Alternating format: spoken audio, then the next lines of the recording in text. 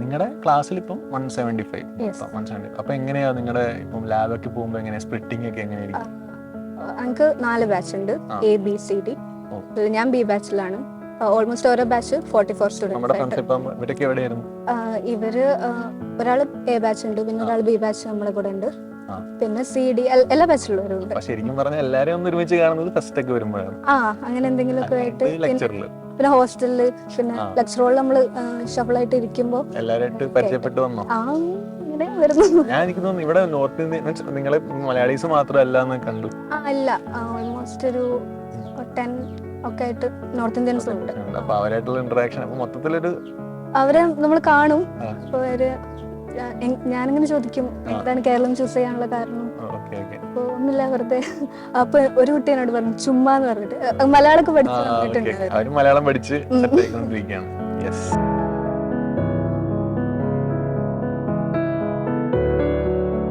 Hi, ഞാനിപ്പം ജിൽനയായിട്ട് ഇവിടുത്തെ batch orientation ഇവിടുത്തെ കാര്യങ്ങളൊക്കെ സംസാരിക്കുകയായിരുന്നു. ജിൽന തൃശ്ശൂർ മെഡിക്കൽ കോളേജിലെ ഫസ്റ്റ് ഇയർ 1ാം വർഷം MBBS വിദ്യാർത്ഥിയാണ്. അപ്പം അതിനുവേണ്ടി first of all congratulations.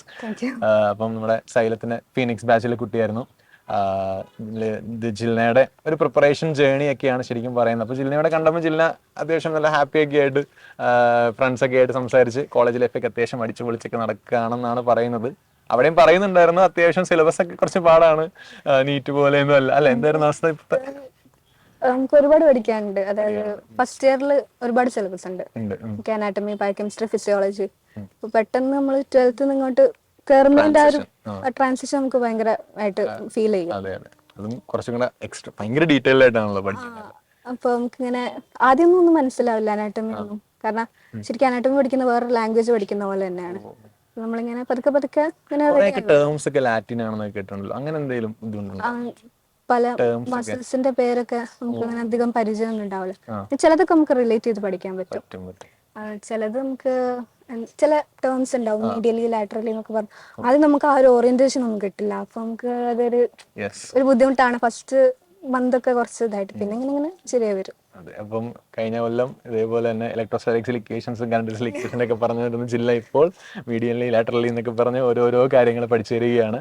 Like എന്താണ് ഭയങ്കര നിങ്ങൾക്കും ഭയങ്കര ഇൻസ്പയറിംഗ് ആയിട്ടുള്ള ഒരു ജേർണി ആയിരിക്കും. കാരണം നിങ്ങൾ ഇനി അതേപോലെ അടുത്ത വർഷം ഇതേപോലെയൊക്കെ എത്തിച്ചേരാൻ പോവാണ്. നമുക്ക് കൂടുതലായിട്ട് ജില്ലിനെ എങ്ങനെയാണ് പ്രിപ്പയർ ചെയ്തതെന്നും ഇത്രയും നല്ലൊരു ഹൈ സ്കോറിലേക്ക് എത്തി ഇപ്പോൾ ഇവിടെ അഡ്മിഷൻ നേടിയ കാര്യങ്ങളൊക്കെ ഒന്ന് ചോദിച്ചു നോക്കാം. അപ്പോൾ ജില്ലിനയുടെ ഒരു സ്ട്രാറ്റജി അല്ലെങ്കിൽ സ്ട്രാറ്റജി എന്നും അല്ലാണ്ട് ഇപ്പം നീറ്റ് എഴുതിയ സമയത്ത് അതായത് സൈലത്തിലെ പ്രിപ്പറേഷൻസ് എത്രത്തോളം ഹെൽപ്ഫുൾ ആയിട്ടുണ്ട്?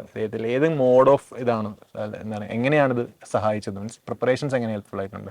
ഞാൻ സൈലത്തിൽ ഓൺലൈനിലും ഉണ്ടായിട്ടുണ്ട്, പിന്നെ ഓഫ്ലൈനായിട്ടും പഠിച്ചിട്ടുണ്ട്. അപ്പോൾ ഓൺലൈനായിട്ട് ഞാൻ വളരെ എൻജോയ് ചെയ്താണ് പഠിച്ചത്. നല്ല നല്ല രീതിയിലാണ് പഠിച്ചത്. അപ്പോൾ ഒരു അധികം സ്ട്രെസ്സൊന്നും കയറ്റാതിരിക്കുന്നതാണ് എൻ്റെ ആരോഗ്യത്തിന് നല്ലതെന്നുള്ളത് കൊണ്ട് ഞാനങ്ങനെ ആ ഒരു രീതിയിലാണ് പോയത്. പിന്നെ അത് ഓഫ്ലൈൻ ആയപ്പോഴും അങ്ങനെ തന്നെയായിരുന്നു. പിന്നെ മെയിനായിട്ട് ഞാൻ ഫോക്കസ് ചെയ്തിട്ടുണ്ടായിരുന്ന എക്സാംസിൽ. എക്സാം എഴുതി ആദ്യം ഒന്നും എക്സാം എഴുതാൻ ഭയങ്കര മടിയായിരുന്നു. കാരണം എക്സാം എഴുതിയിട്ട് കാര്യമില്ല, തിയറി പഠിക്കാം, എന്നാലല്ലേ എക്സാം എഴുതിയിട്ട് കാര്യമുള്ളൂ എന്നായിരുന്നു. പക്ഷെ അങ്ങനെയല്ല, നമ്മൾ എക്സാം എഴുതിയിട്ട് കാര്യമുള്ളൂ എന്ന്. പക്ഷെ നമ്മളൊരു എക്സാം എഴുതാനാണല്ലോ പോകുന്നത്.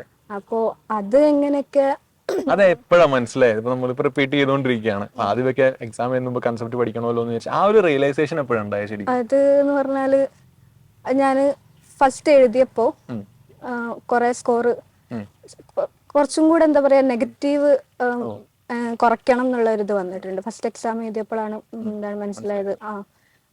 ചിലപ്പോ എക്സാം എഴുതണം അങ്ങനെ പറഞ്ഞു തരാൻ തുടങ്ങി. എക്സാം എഴുതുമ്പോഴാണ് എന്താണ് ഈ ഒരു ഇത് കൂടുതൽ ക്വസ്റ്റ്യൻസ് കാണുമ്പോഴാണ്. കാരണം നമ്മൾ എക്സാം അങ്ങനെയാണല്ലോ, പഠിക്കുന്നത് തിയറി പഠിക്കുക, അതില് ഡീപ്പായിട്ട് പഠിക്കുക, അങ്ങനെയല്ലല്ലോ. അതിങ്ങനെയാണ്. അപ്പൊ നമ്മള് അങ്ങനെ എക്സാം ചെയ്ത് നമ്മളിപ്പോ എന്ത് ചെയ്യുമ്പോഴും അങ്ങനെയാണ്. എന്താണ് ചെയ്യാൻ പോകുന്ന ആര് ചെയ്ത് അങ്ങനെ ചെയ്യുമ്പോഴാണ് അതിൻ്റെ ഇത്.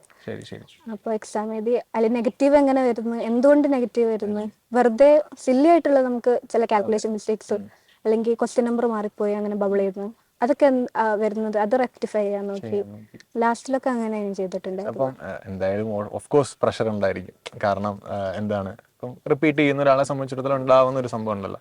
അതിനെ എങ്ങനെയാ അത് മൈൻഡാക്കി കാണും ഉറപ്പായിട്ടും. അത് എങ്ങനെയാണത് ഫേസ് ചെയ്തത്? എങ്ങനെയായിരുന്നു? എനിക്ക് ഭയങ്കര പ്രശ്നമാണ്. സ്ട്രെസ് ഒക്കെ ഉണ്ടായി കഴിഞ്ഞാൽ പിന്നെ ഞാൻ നമ്മൾ വിചാരിച്ച പോലെ ഒന്നും സ്കോറൊന്നും നമുക്ക് കിട്ടിക്കോളുന്നില്ല ഫസ്റ്റ് ഒന്നും. അപ്പോൾ ആ ഒരു ഇതിൽ തന്നെ ഞാൻ എഫേർട്ട് എടുത്തിട്ടുണ്ടല്ലോ, പിന്നെ എന്തുകൊണ്ട് കിട്ടിയില്ല എന്നുള്ള ഇതിൽ തന്നെ ഡൗൺ ആയി. പിന്നെ ആദ്യം ഓൺലൈൻ ആയിരുന്ന ടൈമിൽ തീരെ നോക്കിയിട്ടുണ്ടായിരുന്നില്ല. പിന്നെ ക്ലാസ് ഒന്നും അറ്റൻഡ് ചെയ്യാണ്ടായി. എക്സാം എഴുതിയില്ല. എക്സാം എഴുതിയിട്ട് എന്താ കാര്യം, സ്കോറൊന്നും കിട്ടുന്നില്ല, എഫേർട്ട് എടുത്തിട്ടും കാര്യമല്ല. അതെ. അപ്പൊ ആ ഒരു ഇതിൽ അങ്ങനെ ഇങ്ങനെ പോയിട്ടുണ്ടായിരുന്നു. അങ്ങനെ കുറെ താഴ്ന്നു പോയ അങ്ങനെ താഴ്ന്ന് ഇങ്ങോട്ട് പോകും. അങ്ങനെ അങ്ങനെ പലർക്കും അങ്ങനെ ഉണ്ടായിട്ടുണ്ടാവും. എങ്ങനെയാണ് അത് ഓവർകം ചെയ്ത് എങ്ങനെയാണ്? അത് താഴ്ന്നു പോയാൽ താഴ്ന്നു തന്നെ നിൽക്കുമെന്ന് മനസ്സിലായി. നമുക്ക് എന്ന് പറഞ്ഞാല് മുന്നോട്ട് പോകണം എന്നുണ്ടെങ്കിൽ മുന്നോട്ടേക്ക് അങ്ങനെ പോയി അങ്ങനെ പോകണം, അല്ലാതെ എഫേർട്ട് എടുക്കണം. അതെ. നമുക്ക് എന്തായാലും മുന്നോട്ട് പോയാലേ നമുക്ക് എവിടെയെങ്കിലും ഒക്കെ എത്താൻ കഴിയും. എന്തിന്റെ കേസിലായാലും അങ്ങനെ തന്നെയാണ്. അങ്ങനെയൊക്കെ ആയി. അങ്ങനെ പിന്നെ എന്താണ്, എക്സാം എഴുതണം, നല്ല രീതിക്ക് അറ്റൻഡ് ചെയ്യണം. സ്ട്രാറ്റജി മാറ്റിയിരുന്നു. അപ്പം എങ്ങനെയാണ് പഠിക്കേണ്ട രീതി മാറ്റി അങ്ങനെ എന്തെങ്കിലും ചെയ്തു? ഇപ്പൊ ഫിസിക്സ് ഒക്കെ ആണെങ്കിൽ തന്നെ ആ ഒരു എന്താണ് ഫിസിക്സ് നടത്തിയ അഡ്വാൻസ്മെന്റ് എന്താണ്? ഫിസിക്സിൽ എനിക്ക് ഇഷ്ടമല്ലായിരുന്നു. എന്ന് വെച്ചാല് ഫിസിക്സ് ആയിരുന്നു എനിക്ക് ബുദ്ധിമുട്ട്. കോൺസെപ്റ്റ്, ഒരു കാര്യം പഠിക്കുമ്പോൾ അതിന്റെ കോൺസെപ്റ്റ് നല്ല ക്ലാരിറ്റിയിൽ പഠിക്കണം, അങ്ങനെയൊക്കെ ആയിരുന്നു ഞാൻ ചിന്തിച്ചിരുന്നത്. അപ്പൊ അങ്ങനെ പഠിക്കാൻ കുറെ ടൈം എടുത്തിട്ടുണ്ടായിരുന്നു. പിന്നെ സൈലത്തിലെ വീഡിയോസ് കാണുമ്പോൾ പിന്നെയും കുറച്ചും കൂടെ ഒരു കോൺസെപ്റ്റ് ഓറിയന്റഡ് ആയിട്ട് എനിക്ക് അങ്ങനെ തോന്നി. കുറച്ചും കൂടെ ക്വസ്റ്റ്യൻസ് ഒക്കെ ചെയ്യാനൊരു ഇൻട്രസ്റ്റ് ഒക്കെ ചെയ്യും. ക്വസ്റ്റ്യൻസ് ചെയ്യാനും ഭയങ്കര മടിയായിരുന്നു എനിക്ക്. അപ്പൊ ഫിസിക്സിൽ നമുക്ക് കുറച്ചുകൂടെ ക്വസ്റ്റ്യൻ ചെയ്യുമ്പോഴാണ് അതിന്റെ ഒരു ഇത് കിട്ടുക. അപ്പൊ അങ്ങനെയൊക്കെ ആയപ്പോ പിന്നെ ശരിക്കും സൈലത്തിന്റെ ക്ലാസ്സിലേക്കാണ് കണ്ടു തുടങ്ങിയപ്പോഴാണ് എനിക്ക് ആ ഒരു ഇൻട്രസ്റ്റ് ഒക്കെ ബിൽഡ് ചെയ്യാൻ തുടങ്ങിയത്. കോൺസെപ്റ്റ് കിട്ടുക, അതിനെ ഇക്വേഷൻസ് ആക്കി മാറ്റി ആ ഇക്വേഷൻസ് വെച്ച് കൂടുതൽ ചോദ്യങ്ങൾ ഫിക്സ് ചെയ്യുക അല്ലേ? അപ്പോ ആദ്യമൊക്കെ ചിലപ്പോൾ നമുക്ക് ക്ലാസ് കണ്ടിട്ട് പിന്നെ ക്വസ്റ്റ്യൻ ഒന്നും അറ്റൻഡ് ചെയ്യാനൊന്നും പറ്റില്ല. നമ്മൾ ശരിക്കും ക്ലാസ്സിൽ നമ്മൾ ചെയ്തിട്ടുണ്ടായിരുന്നു, പക്ഷെ എന്തുകൊണ്ട് ചെയ്യാൻ പറ്റുന്നില്ല. പിന്നെ അത് നമ്മൾ കുറെ ക്വസ്റ്റ്യൻ ചെയ്യുമ്പോഴാണ് കുറച്ച് കിട്ടി ആ ഒരു അഡ്രിനലിൻ റഷ് ഒക്കെ വരും. നമ്മളിപ്പോ മക്കളോട് സംസാരിക്കുമ്പോൾ നിങ്ങളും കഴിഞ്ഞ അത് കേൾക്കുന്ന ഒരു കാര്യം, കാരണം ചെയ്തിട്ട് കിട്ടുന്നില്ല. ക്ലാസ്സിൽ സാറ് ചെയ്യുമ്പോൾ കിട്ടുന്നുണ്ടല്ലോ, പിന്നെന്താ കിട്ടാത്തതാണ്. അപ്പൊ അതെന്ന് പറഞ്ഞാൽ നമ്മള് കുറച്ചുകൂടെ ആദ്യം കിട്ടുമൊന്നുമില്ല, അത് നമുക്ക് മനസ്സിലാക്കി വെക്കണം. പിന്നെ ഇങ്ങനെ ചെയ്ത് കുറച്ച് കിട്ടും. പിന്നെ NCERT ആണ് മെയിൻ. ഫിസിക്സിന് അങ്ങനെ ഒരുപാട് ഇമ്പോർട്ടൻസ് കൊടുത്തിരുന്നു. എങ്ങനെയായിരുന്നു ഫിസിക്സിൽ NCERT? Questions physics NCERT exercise ക്വസ്റ്റ്യൻസിലായിരുന്നു കുറച്ചുകൂടെ ഇമ്പോർട്ടൻസ് കൊടുത്ത്. Solve examples. അതെ, എക്സാമ്പിൾസ്. കാരണം കൺസെപ്റ്റ് കിട്ടും അല്ലേ? അങ്ങനെ ആ ക്വസ്റ്റ്യൻസ് ഒക്കെ കുറെ റിപ്പീറ്റഡ് ആയിട്ട് ചോദിച്ചിട്ടുണ്ടായിരുന്നു. അതൊന്നും ഞാൻ ആദ്യത്തെ പ്രാവശ്യമൊന്നും ഞാൻ അങ്ങനെ ചെയ്തിട്ടില്ലായിരുന്നു. NCERT-ലാണ് അവസാനത്തെ കുറച്ചുകൂടെ ഇമ്പോർട്ടൻസ് കൊടുത്തത്. അപ്പൊ നമ്മുടെ ഇപ്പം ഈ ഓൾറെഡി നമുക്ക് NCERT ഉണ്ട്, അതിന്റെ കൂടെ നമുക്ക് സ്റ്റഡി മെറ്റീരിയൽസും മൈൻഡ് മാപ്സ് ഉണ്ടല്ലോ. അതിന്റെ എങ്ങനെയായിരുന്നു? എന്റെ കയ്യിൽ സൈലത്തിന്റെ ഒരു ഹാൻഡ് റിട്ടൺ നോട്ട്സ് ഉണ്ടായിരുന്നു. അതാണ് ഞാൻ ഫോളോ ചെയ്തിട്ടുണ്ടായിരുന്നു ഫിസിക്സിന്. അപ്പൊ ഇങ്ങനെയാ അപ്പം കെമിസ്ട്രീന്റെ രീതി എങ്ങനെയായിരുന്നു? കെമിസ്ട്രിയില് ഇനോർഗാനിക് കൂടുതലും ടെക്സ്റ്റ് കംപ്ലീറ്റ് പഠിച്ചു. അങ്ങനെ അതെനിക്കൊരു ബുദ്ധിമുട്ടായിരുന്നില്ല. കാണാതെ പഠിക്കാനാണ് കുറച്ചുകൂടെ ഒരു ഇത്. പിന്നെ അത് ഇഷ്ടമായിരുന്നു. അങ്ങനെ ആദ്യമൊന്നും ഇഷ്ടം, പ്ലസ് ടുവിലൊന്നും പി ബ്ലോക്ക് ഒന്നും ഇഷ്ടമല്ലായിരുന്നു. പക്ഷെ പിന്നെ ആ ഒരു ഇതായിട്ട് ഹാങ്ങിൽ വന്നു. പിന്നെ ഓർഗാനിക് NCERT-ലാണ് മെയിൻ ഫോക്കസ് വന്നിട്ട്. അതിന്റെ എന്താ പറയാ, എക്സർസൈസ് ക്വസ്റ്റ്യൻസും സോൾഡ് എക്സാമ്പിളും അത് ചെയ്തുകൊണ്ടിരിക്കാൻ നല്ല രസമാണ് ഒരു ഇത് കിട്ടിയാൽ. അപ്പൊ അങ്ങനെ അതാണ് ഞാൻ. പിന്നെ ഉള്ളത് മോക്ക് എക്സാംസ് ആണ്. മോക്ക് എക്സാംസിലാണല്ലോ നമ്മൾ മാർക്ക് അനലൈസ് ചെയ്യുക. നമുക്ക് ആദ്യമൊക്കെ എഴുതാൻ നല്ല മടി ഉണ്ടാവും, മാർക്ക് കിട്ടില്ല, കുറെ നെഗറ്റീവ് ആയി പോകും. അപ്പൊ ചിലപ്പോ നമുക്ക് നല്ല മാർക്ക് കിട്ടി നെക്സ്റ്റ് എക്സാം ഭയങ്കര ഇതായിട്ട് പോകും. അപ്പൊ ആ സമയത്തൊക്കെ നമ്മൾ എവിടെ എന്താ മിസ്റ്റേക്ക് പറ്റിയത്, എവിടെ, അങ്ങനെ അനലൈസ് ചെയ്ത് പോകുമ്പോഴാണ്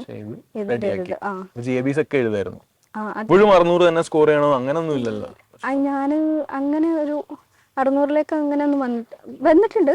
പക്ഷെ പിന്നെ 550 ബിലോ ഒക്കെ ആയിട്ട് വരും. പിന്നെ ചിലപ്പോ 500 ബിലോ അങ്ങനെയൊക്കെ ആയി പോവും.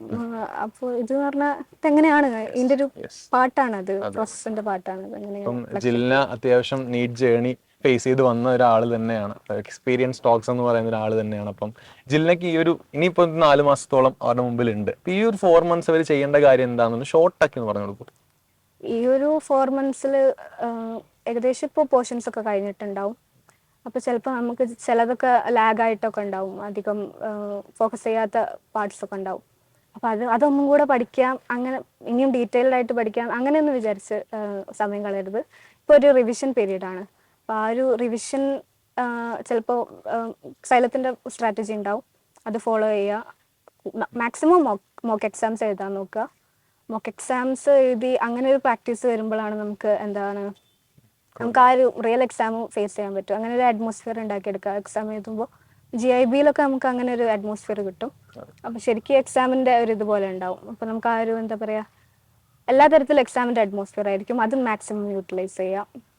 അതൊക്കെയാണ്. അപ്പം വളരെ വാല്യുബിൾ ആയിട്ടുള്ള ഒരു അഡ്വൈസ് തന്നെയാണ്. അപ്പം അത് കഴിഞ്ഞ് ഇപ്പോൾ ജില്ല ഇപ്പോൾ ഇവിടെ ഇങ്ങനെ ഇരിക്കുന്നു, ക്യാമ്പസിലിരിക്കുന്നു, ക്യാമ്പസിൽ ഓരോ സ്ഥലങ്ങളൊക്കെ കാണിച്ചിരുന്നു, അവിടെ ഇവിടെയൊക്കെ ഓരോ ഇതുണ്ടെന്ന് അറിയുന്നു. മീൻസ് ലൈക്ക് അതൊരു ഇഷ്ടപ്പെട്ടെടുത്ത് കിട്ടിയ ഒരു കോഴ്സിൻ്റെ ആ ഒരു സന്തോഷം ആക്ച്വലി ആ ഫേസിൽ കാണുന്നുണ്ട്. അപ്പം എന്തായാലും ഓൾ ദ വെരി ബെസ്റ്റ്. അടിപൊളി ഒരു ഡോക്ടർ തന്നെ ആവട്ടെ, എല്ലാ തരത്തിലുള്ള കാര്യങ്ങളും ചെയ്ത് തന്നെ അടിപൊളി ഡോക്ടർ ആവട്ടെ എന്ന് ആശംസിക്കുന്നു. And all the best. Thank you.